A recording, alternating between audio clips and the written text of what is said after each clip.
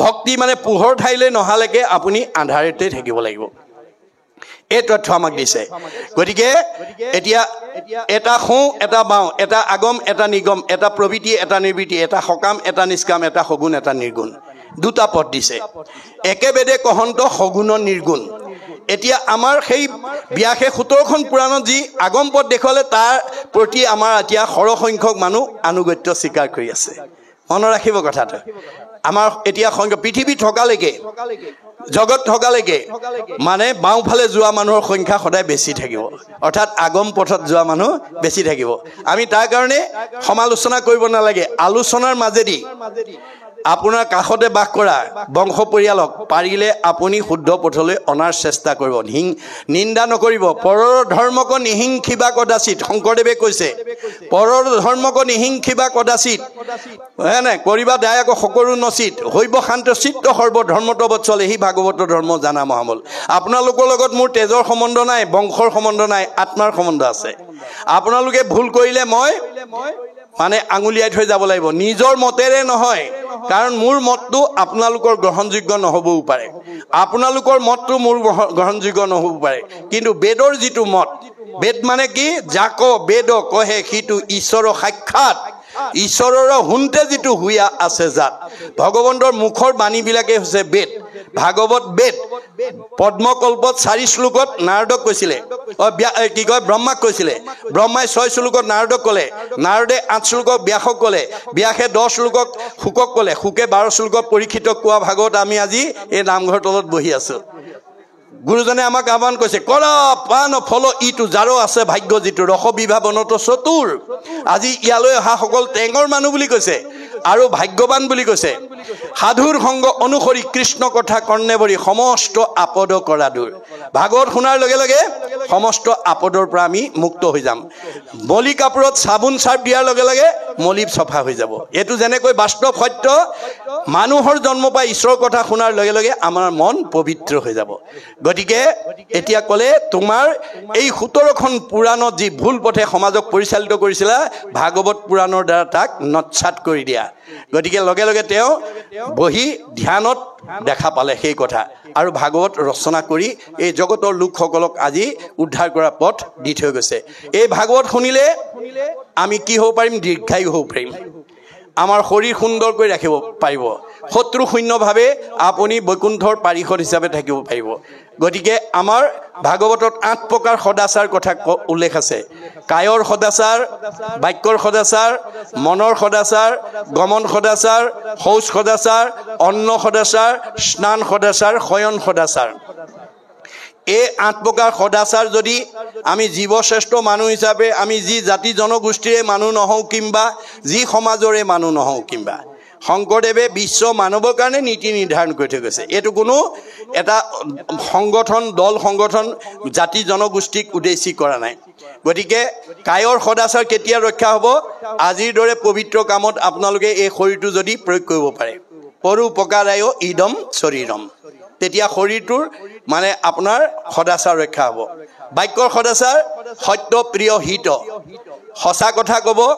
সঁচা কথা কওঁতে শুনিবলৈ ভাল পোৱাকৈ ক'বা আৰু আনৰ উপকাৰ কৰাকৈ ক'ব আমাৰ কথাবিলাক ক'ব নজনাৰ কাৰণে বহুত অসুবিধা হৈ যায় গাঁৱৰে মানুহ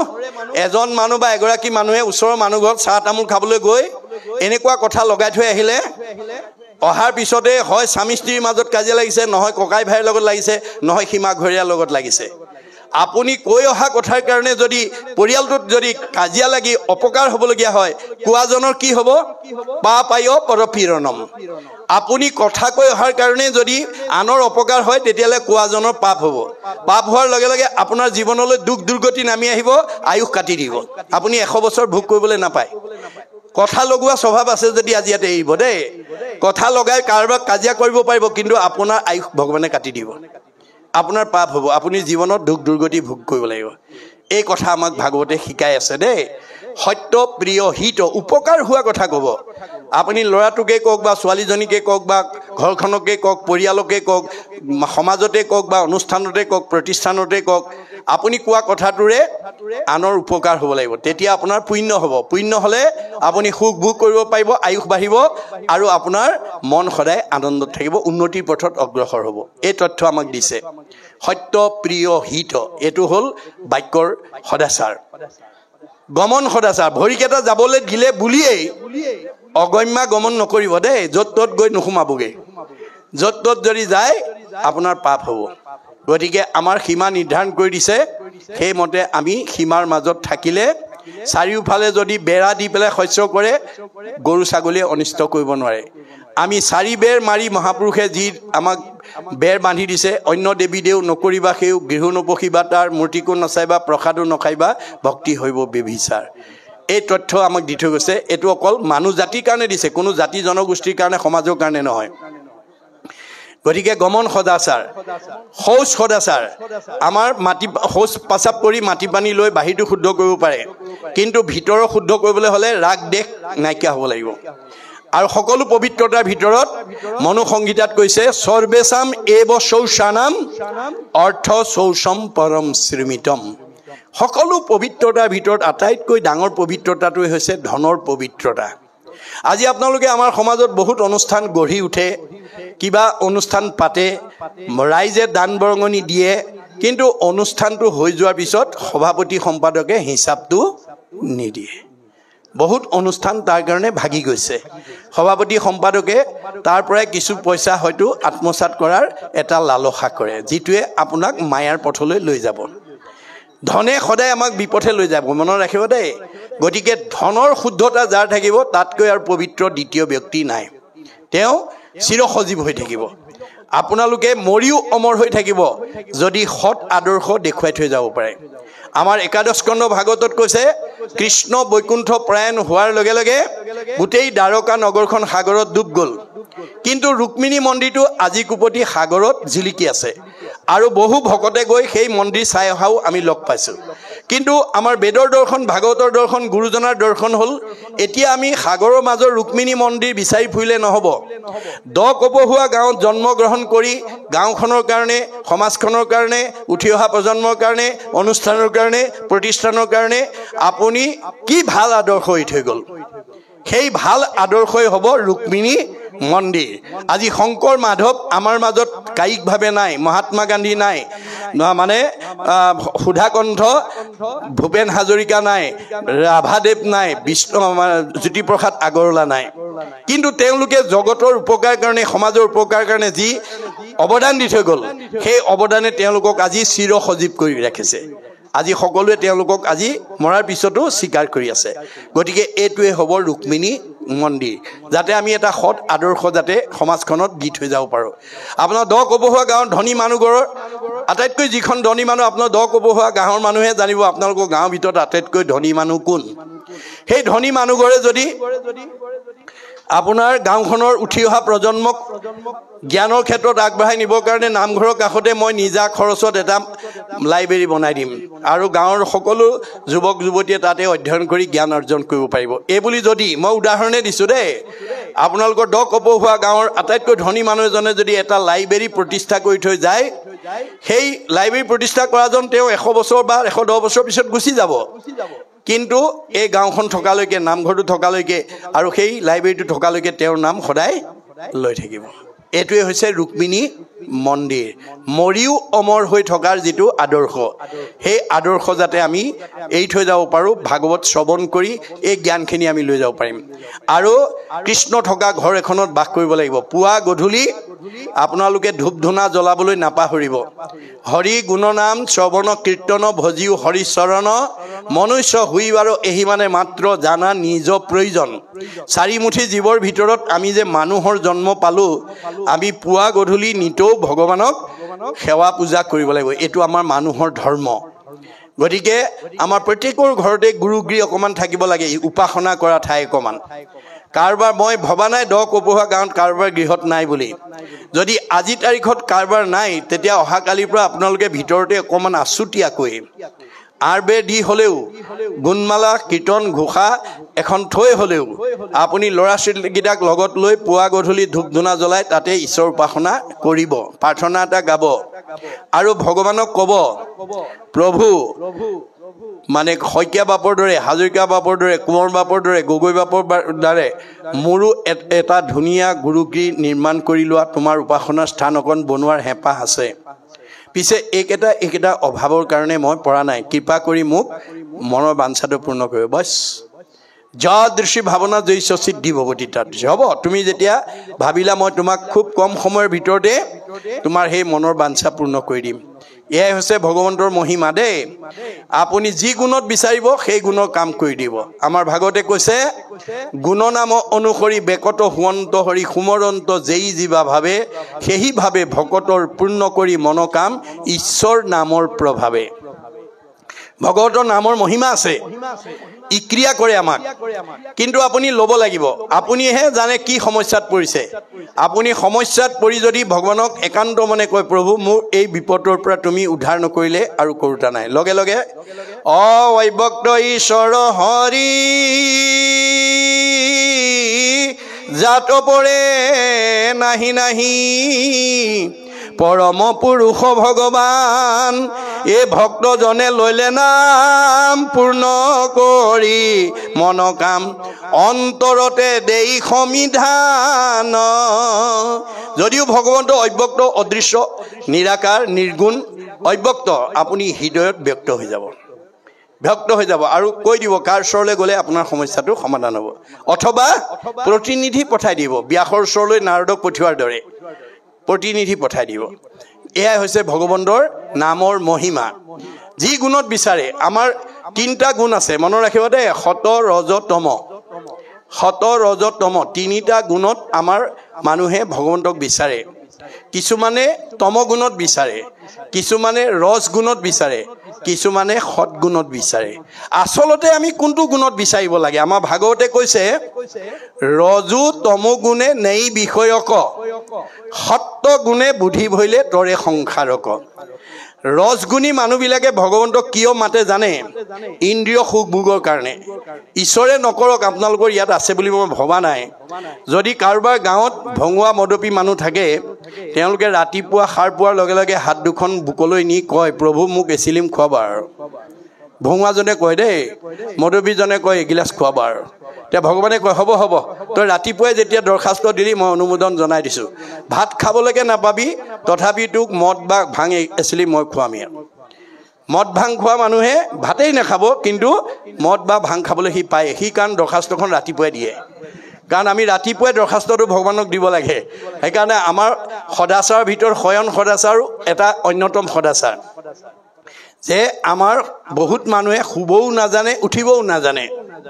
আমাৰ শুব নজনা, উঠিব নজনা মানুহৰ সংখ্যাই এতিয়া আমাৰ সমাজত বেছি। টোপনি ধৰিলে পেট ভৰাই ভাত খালে, খাই গৈ কোমল বিচনা পায়, এতিয়া গৰম দিনত লেপ তুলি লৈ একদম শুই দিয়ে। আৰু তেনেকুৱা অভ্যাস আছে যে এৰিব দেই।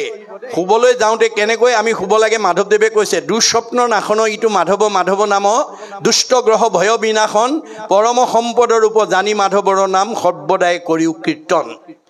আমি সদায় শুবলৈ যাওঁতে ভগৱানৰ 1000 এফাকি নাম ঘোষাৰ, 1000 এফাকি ঘোষাৰ ভিতৰত এফাকি ঘোষা হৈ গাই যদি শুৱে, তেতিয়াহ'লে দুষ্ট গ্ৰহৰ প্ৰতিক্ৰিয়াই আপোনাক বেয়া সপোন দেখুৱাব নোৱাৰে, বেয়া অসুবিধা আপোনাৰ নাহে। এয়া আমাক মহাপুৰুষে কৈছে। কেতিয়াবা আপোনাৰ পাৰিবাৰিক জীৱনৰ দুখ দুৰ্গতিয়ে বা সামাজিক বা ককাই ভাইৰ মাজত বা স্বামী স্ত্ৰীৰ মাজত কিবা সংঘাতে এনেকুৱা প্ৰতিক্ৰিয়া কৰে যে আপুনি বিচনাত পৰি ছাতি পুতি কৰি থাকে, বহুত সময়লৈকে টোপনি নাহে। তেনেকুৱা দুৰ্দিন যদি কাৰোবাৰ জীৱনলৈ নামি আহে, আপুনি যিমান ঘোষা মুখস্থ আছে, যিমান কীৰ্তন মুখস্থ আছে, যিমান বৰগীত মুখস্থ আছে, যিমান দিহানাম মুখস্থ আছে, আপুনি গাবলৈ যত্ন কৰক, তৎক্ষণাৎ চাউণ্ড স্লিপ আহি যাব। এয়া গুৰুজনাৰ দৰ্শন। আমাৰ বহুত মানুহ উঠিবও নাজানে, উঠাৰ লগে লগে চকু মোহাৰি কামৰ ধান্দাত জপংকে নামি আহে। এনেকুৱা অভ্যাস আছে যদি এৰিব। আমি কেনেকৈ উঠিব লাগে? সাৰ পোৱাৰ লগে লগে হাত দুখন তেওঁ থকা ঠাইলৈ লৈ যাব লাগে। তাৰমানে ভগৱন্তৰ 3টা গুণত, ব্ৰহ্ম, পৰমাত্মা, ভগৱন্ত, 3 তত্ত্ব। এই তিনিটা তত্ত্বত তিনিটা গুণত আমাৰ দেহত আছে ব্ৰহ্ম পৰমাত্মা ভগৱন্ত একে তত্ত্ব একৰ একে তিনি নাম লক্ষণ ভেদত একেজন ভগৱন্তই তিনিটা গুণনাম লৈ আমাৰ দেহ জগতত অৱস্থান কৰি আছে আপুনি দুৰ্ঘূৰ টোপনি গলেও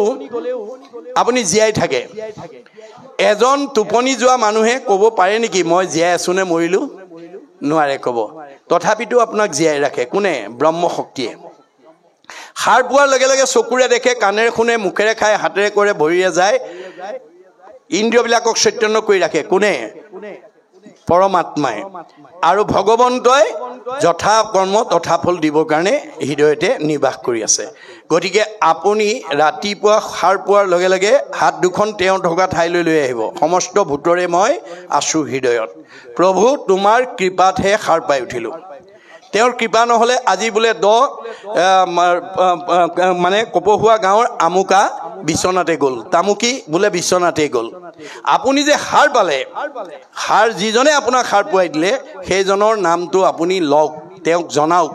যে তোমাৰ কৃপাতহে সাৰ পাই উঠিলোঁ দিনটোত যাতে তোমাৰ ভক্তৰ সান্নিধ্যত তোমাৰ অমৃতময় কথা শুনি জন্ম জন্মান্তৰ কাৰণে মই যাতে পুণ্য সঞ্চয় কৰিব পাৰোঁ তাৰ কাৰণে তুমি কৃপা দৃষ্টি কৰিবা মাধৱদেৱৰ দৰে ভগতৰ সংগ বিচাৰিব আৰু এইকেইটা কৰ্ম আঁচনি মই আজি লৈছোঁ এইকেইটা সফল ৰূপায়ণ কৰি দিব সমস্ত দায়িত্ব তোমাৰ চৰণত অৰ্পণ কৰি উঠিলোঁ কৃষ্ণ বুলি সোঁ ভৰিখন আগতে নমাই নামি আহক যিটো জনে যাই নামৌচৰি তাৰো পাছে পাছে ভ্ৰমন্ত হৰি ভগৱন্ত আপোনাৰ পিছত সেই কৰ্ম কৰিবৰ কাৰণে যাবলৈ বাধ্য হ'ব এয়াই হৈছে নামৰ মাহাত্ম্য ভগৱন্তৰ মাহাত্ম্য গতিকে আমাৰ প্ৰত্যেকখন ঘৰতে আমি এই আদৰ্শৰে যাতে জীৱন নিৰ্বাহ কৰিব পাৰোঁ পুৱা গধূলি অন্ততঃ ধূপ ধূনা জ্বলিব লাগিব যিখন ঘৰত ঈশ্বৰৰ নাম পুৱা গধূলি চলিব সেইখন ঘৰত কৃষ্ণ থাকিব আমাৰ ভাগৱতে কৈছে যেই নাম সেই হৰি জানা নিষ্ট কৰি নামৰ সংগ নচাৰন্ত হৰি পুৱা গধূলি যিখন ঘৰত ধূপ ধূনা জ্বলে ঈশ্বৰৰ উপাসনা কৰে সেইখন ঘৰত কৃষ্ণ থাকে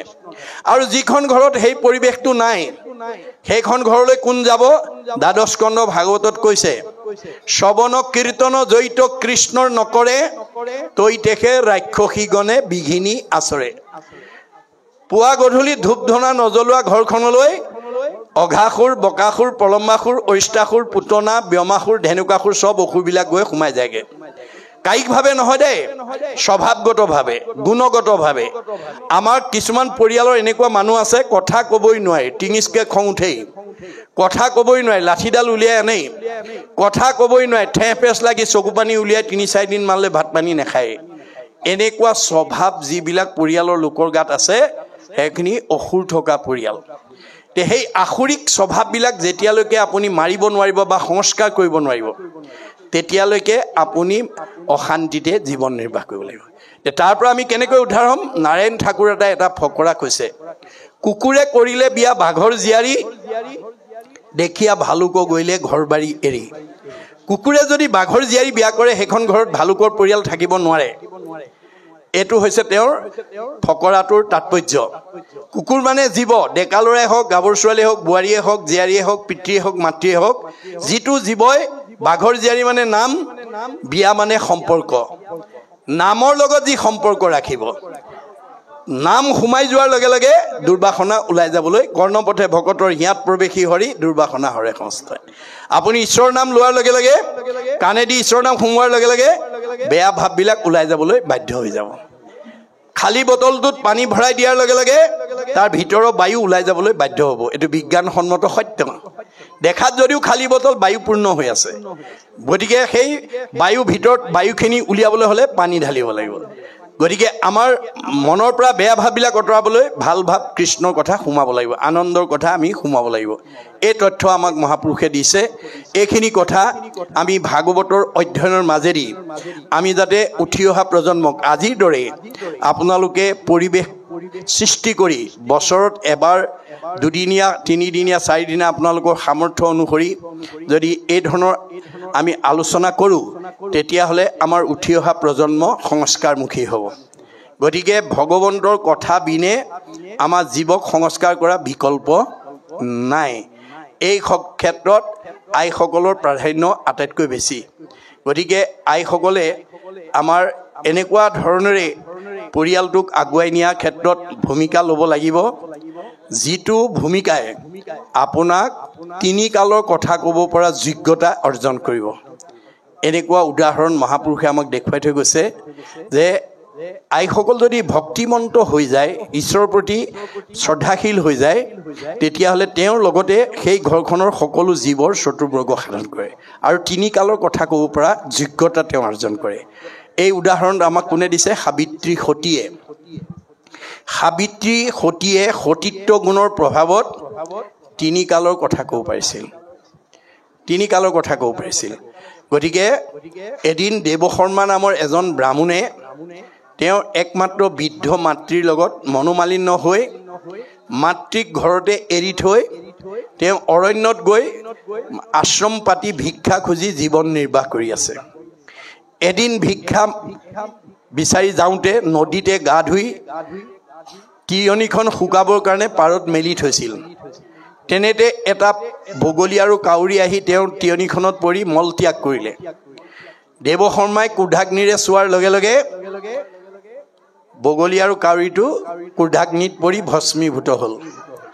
পুনৰ কাপোৰখন ধুই শুকুৱাই লৈ তেওঁ সাবিত্ৰীৰ ঘৰত ভিক্ষা মাগিবৰ কাৰণে গৈছে। ভিক্ষা হেতু পাইলা গয়া সাবিত্ৰীৰ ঘৰ, বহি আছে প্ৰতিব্ৰতা দেখে বিপ্ৰবৰ। বহি থকা অৱস্থাত দেখিলে, দেখি পেলাই তেওঁ মানে ভিক্ষা মাগিবলৈ যাওঁতে বহি আছে। প্ৰতিব্ৰতা নাৰীত ভিক্ষা খোজে বিপ্ৰবৰ, নিজ স্বামী ভ্ৰমণান্তে আহে নিজ ঘৰ। যিটো সময়ত তেওঁ ভিক্ষাৰ জুলুঙা লৈ সাবিত্ৰীৰ দুৱাৰ মুখত থিয় হৈছে, একেটা সময়তে স্বামী প্ৰবাসৰ পৰা আহি ঘৰৰ ভিতৰত সোমাইছে। সাবিত্ৰীৰ দুটা অৱস্থাৰ সন্মুখীন হৈছে, ভিক্ষাৰী আহি দুৱাৰ মুখত ৰৈছে আৰু স্বামী প্ৰবাসৰ পৰা আহিছে। মনত ৰাখিব, বহুত দূৰৰ পৰা ভ্ৰমণ কৰি তেওঁ খোজকাঢ়ি আহি ঘৰ সোমাইছে। এতিয়া স্বামীয়ে ভাবিলে মই স্বামীৰ শুশ্ৰূষাটো আগতে কৰোঁ, এই বুলি স্বামী দেখি প্ৰতিব্ৰতা লৈয়া আসন বহিবাক লাগি পাছে কৰিলা অৰ্পণ। আসন এখন আনি বহিবলৈ দিলে। দিয়াৰ পিছত দ্বিতীয় কাৰ্যসূচী কি লৈছে? তেওঁ যিহেতু বহুত দূৰ খোজকাঢ়ি আহিছে, ভৰি বিষ হৈ আহিছে, ভৰি বিষটো উপশম কৰিবৰ কাৰণে তাতো পাছে উষ্ণ পানী লৈয়া সাদৰে স্বামীৰ চৰণ ধৌত কৰে ধীৰে ধীৰে। তাৰমানে গৰম পানী লৈ ভৰিকেইটা ধুৱাই দিছে। মই এঠাইত তেনেকৈ কওঁতে এজন বুঢ়াই উঠি পেলাই ক'লে, বাপ আমাৰ গৰাকীয়ে গৰম পানীয়ে ধোৱাওক চাৰি, এই মানে ভদিয়া নামৰ পৰা পাথৰ পৰা যোৱা দেৰি হ'লে দুৱাৰেই খুলি নিদিয়ে। মই বোলো আপোনাৰ আইগৰাকীৰ পৰা গৰম পানী পাবলৈ হ'লে আপুনি ভাগৱত ব্যাখ্যা অনুষ্ঠান, ধৰ্মালোচনী অনুষ্ঠান লৈ আইগৰাকীক পঠাব, আৰু এই মহিয়সী নাৰীসকলৰ আদৰ্শৰে অনুপ্ৰাণিত নহ'লে আপুনি গৰম পানী বিচাৰি নাপাব। এহিমতে স্বামী সেৱা কৰি তাত পৰ, ভিক্ষা দিবে লাগি সতী আখিলা সতৰ। এই ধৰণে স্বামী শুশ্ৰূষা কৰি ভিক্ষা দিবৰ কাৰণে তেওঁ লৰালৰিকৈ ওলাই আহিছে, অৱহেলা কৰা নাই। কিন্তু অলপ পলম হ'ল। বিলম্ব হৈয়া দেখি সেহি ব্ৰহ্মচাৰী, কৰিলন্ত মহাক্ৰুদ্ধ সাবিত্ৰীৰ উপৰি। গতিকে পলম হোৱা দেখি মোক অৱহেলা কৰিছে বুলি তেওঁ ক্ৰোধাগ্নিৰে চালে। তেওঁ ভাবিলে এওঁকো এসেকা দিওঁ, কিন্তু তেওঁ খং দেখি হাঁহি হাঁহি প্ৰতিব্ৰতা বুলিলা বচন, আমাকো বায়স নাহি কৰিবা হা জ্ঞান। হেৰা বিপ্ৰ, তুমি আকৌ মোক সেই চৰাইহাল বুলি নাভাবিবা দেই। ক্ৰুদ্ধ কৰি মাৰি আছা বিহংগ যুগল, ৰোষ পৰিহাৰ কৰা বিপ্ৰৰ নন্দন। তুমি খং কৰি চৰাইহাল মাৰি আহিছা আৰু সেই খঙে মোক প্ৰতিক্ৰিয়া কৰিব পাৰিম বুলি ভাবিছা। তোমাৰ খঙে মোক প্ৰতিক্ৰিয়া কৰিব নোৱাৰা। ব্ৰাহ্মণটো আচৰিত খাই গ'ল, মই চৰাইহাল মাৰিছোঁ নদীৰ পাৰত, সাবিত্ৰী আছে ঘৰত বহি, কেনেকৈ জানিলে? তেওঁ কৌতূহল ভাৱটো হ'ল, কিন্তু সুধিবলৈ সাহস নকৰিলে। ভিক্ষা লৈয়া সেহি বিপ্ৰে চলিলা আশ্ৰম, ভক্ষণ কৰিয়া পাছে কৰিলা গমন। লৰালৈকে ভিক্ষামুঠি নি ৰান্ধি বাঢ়ি খাই আকৌ সাবিত্ৰীৰ গুৰিত কথাটো উদঘাটন কৰিবৰ কাৰণে উভতি আহিছে। সাবিত্ৰীয়ে দেখিয়ে গম পাইছে, নাই মানে বিপ্ৰক দেখিয়া সতী দিলে ক আসন, সবিনয়ে সাবিত্ৰীক বুলিলা বচন। অৱজ্ঞা কৰা নাই, আহা বহা বুলি পেলাই ধুনীয়াকৈ আসনখন দিয়াত এইবাৰ তেওঁ বৰ সাৱলীলভাৱে কৈছে, হেৰা সাবিত্ৰী, বিহংগ মাৰিলো মই বহু দূৰান্তৰে, কি মতে জানিলা তুমি আপোন অন্তৰে? মইতো চৰাইহাল বহুত দূৰত মাৰি থৈ আহিছিলোঁ, তুমি ঘৰতে বহি কেনেকৈ জানিলা? তেতিয়া সাবিত্ৰীয়ে কৈছে, বিপ্ৰ মই কেনেকৈ জানো শুনা, দিনে ৰাতি কৰোঁ মই প্ৰতি শুশ্ৰূষণ, সিকাৰণে জানো মই সকলো ঘটন। মই দৈনন্দিন জীৱনত স্বামী ভক্তি কৰি থকা পুণ্যৰ বলত মই দৈনন্দিন ঘটনাৰ কথা ক'ব পাৰোঁ। অকল সিমানেই নহয়,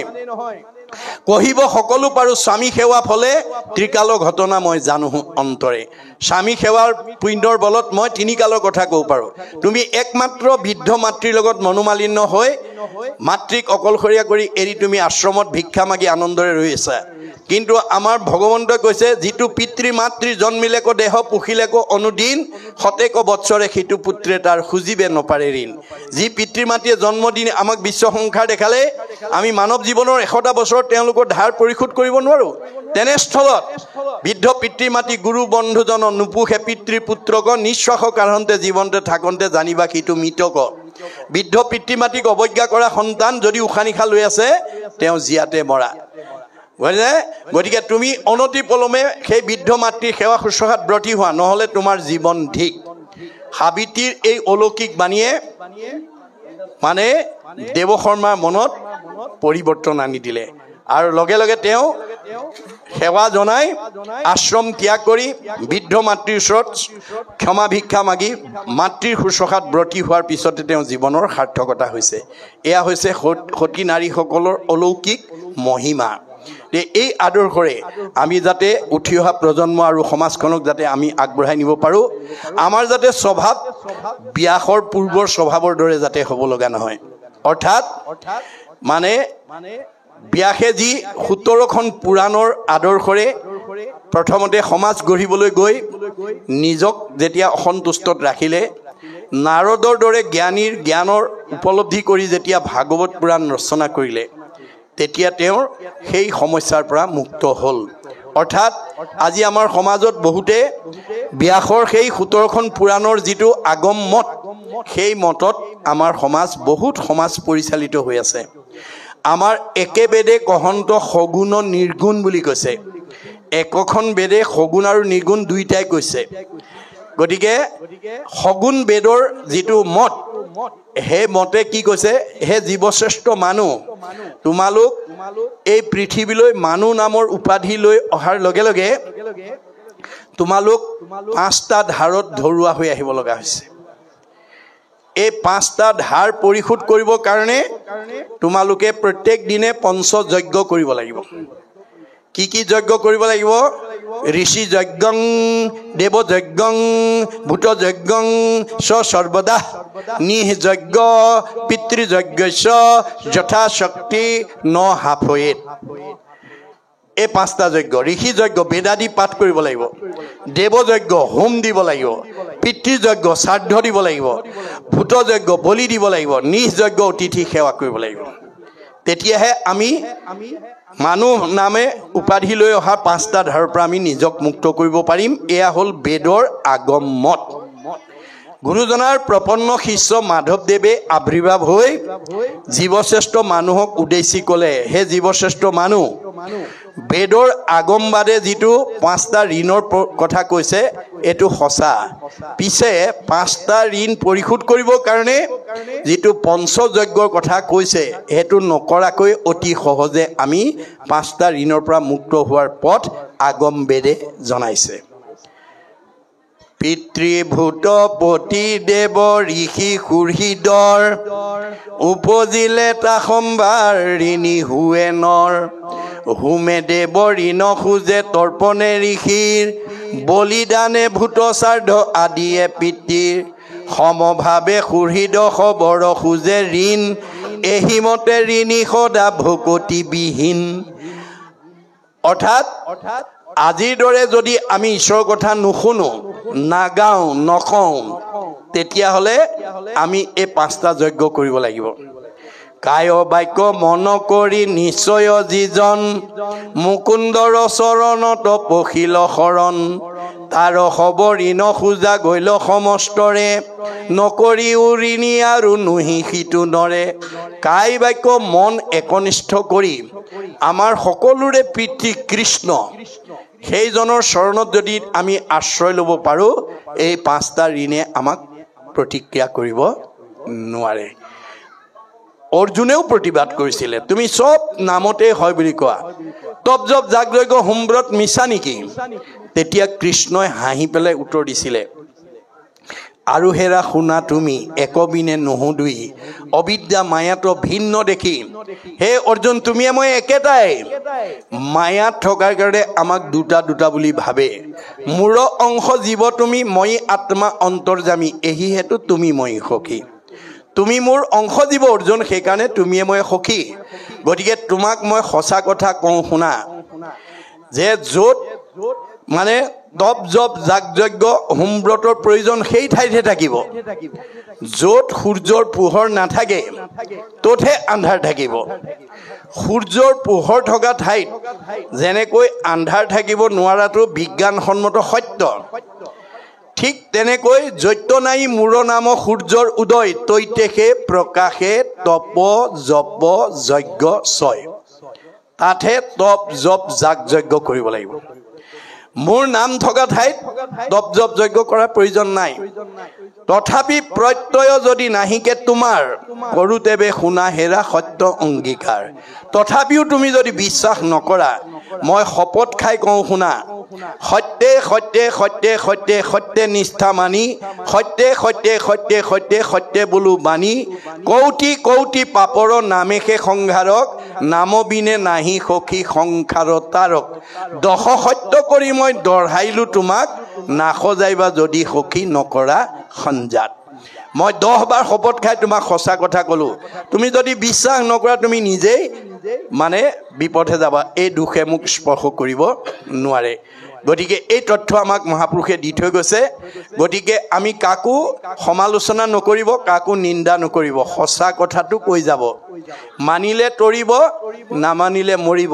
আন্ধাৰ পোহৰ চিৰদিন থাকিব